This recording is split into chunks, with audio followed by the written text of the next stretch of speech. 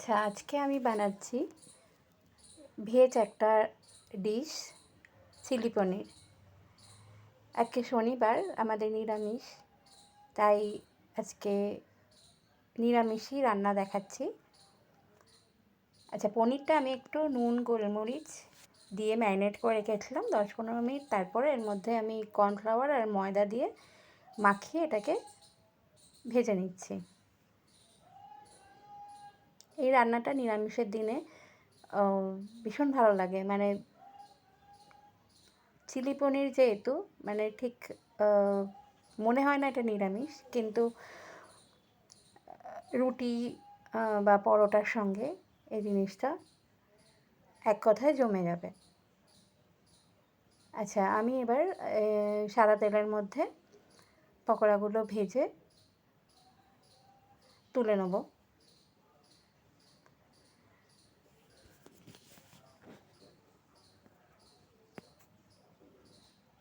ভাজা হয়ে গেছে পকোড়াগুলো আমার। আমি এবার এটা তুলে নেব।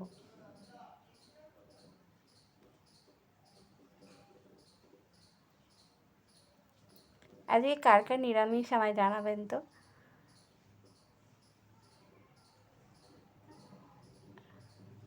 আচ্ছা, এবার আমি সাদা তেলের মধ্যে আদা একটু মানে স্ম্যাশ করে রেখেছিলাম, আদাটা গ্রেট করে রেখেছিলাম, আদাটা গ্রেট করা এর মধ্যে দিয়ে একটু নাড়াচাড়া করে আমি এর মধ্যে ক্যাপসিকাম কিউব করে কেটে রেখেছি, সেটা দিয়ে দেবো। আচ্ছা, ক্যাপসিকামটা ভালো করে নেড়ে নিলাম। খুব একটা ভাজা দরকার নেই, একটু নেড়ে নিয়ে এর মধ্যে আমি বাকি জিনিসগুলো দেব।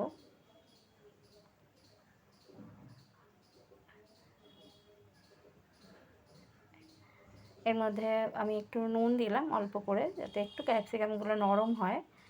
যেহেতু সসগুলোতে নুন আছে, এতে সস পড়বে, ওগুলোতে নুন আছে প্রত্যেকটা সসেই, ওই জন্য আমি নুনটা খুবই অল্প দেব। আচ্ছা, এটা যেহেতু নিরামিষ রান্না, এর মধ্যে একটু মিষ্টি মিষ্টি ভাব থাকে। সুইট অ্যান্ড সাওয়ার পনিরও বলতে পারেন এটা। এই যে আমি সসগুলো মিশিয়ে রেখেছি এর মধ্যে, সোয়া সস, চিলি সস আর টমেটো সস, এইগুলো ভালো করে মিশিয়ে এই সময়ের মধ্যে দিয়ে দেবো।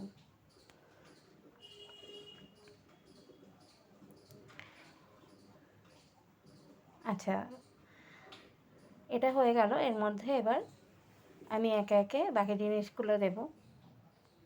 একটু লঙ্কা গুঁড়ো দেবো। এটা আমি এমনি লাল ঝাল লঙ্কার গুঁড়ো দিয়েছি, আর এবার আমি একটু কাশ্মীরি লঙ্কা দেবো, কেন কালারটা একটু লাল লাল হলে ভালো লাগে।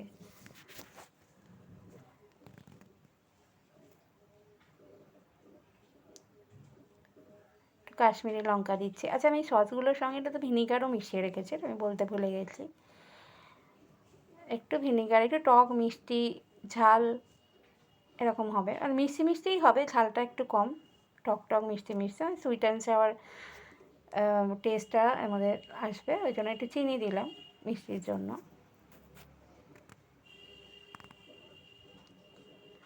আচ্ছা, এবার কিছুই না, এটা ভালো করে মিশিয়ে নেব।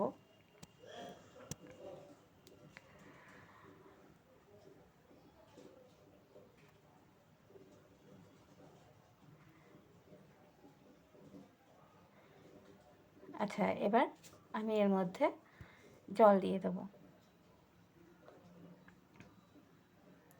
অল্প একটু জল দিচ্ছি।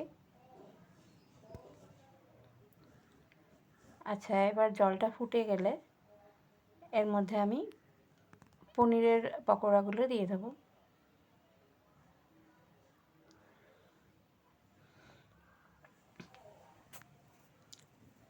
ব্যাস, আর কিছুই দেওয়ার নেই এর মধ্যে। এবার একটু আমি কর্নফ্লাওয়ার গোলা জল দেবো এর মধ্যে। কর্নফ্লাওয়ার গুলে রেখেছিলাম এটা থিকনেসের জন্য। ঝোলটা ফুটে গেছে, এবার আমি কর্নফ্লাওয়ার গোলা জলটা দিয়ে দিচ্ছি। ব্যাস, এবার আরেকটু ফুটে গেলে ভালো করে, মানে যেরকম আপনারা খাবেন সেরকম গ্রেভি চলে এলে এই যে আমার চিলি পনির রেডি, বা পনির সুইট অ্যান্ড সাওয়ার যাই বলেন। টেস্টটা কিন্তু পনির সুইট অ্যান্ড সাওয়ারের মতোই হয়েছিল, খেতে খুবই ভালো হয়েছিল। লুচি পরোটা সবার সঙ্গে এগুলো খুব ভালো যাবে, বা আপনারা রাইসের সঙ্গেও খেতে পারেন।